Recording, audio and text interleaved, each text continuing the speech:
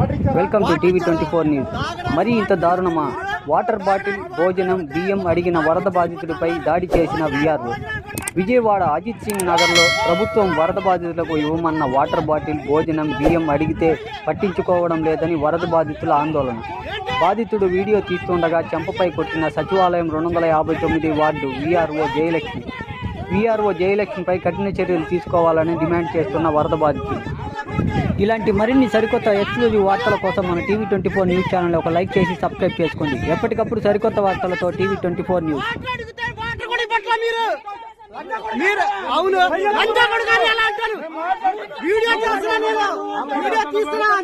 Social మీడియాలో పెడతా. ఇప్పుడు నువ్వు ఎలా మాట్లాడుతున్నావు? ఇది ఫోన్ లాక్కో మాకు మాట్లాడుతున్నావు. ఇందా నుంచి ఎలా మాట్లాడుతున్నావు? చెయ్యి ఎందుకు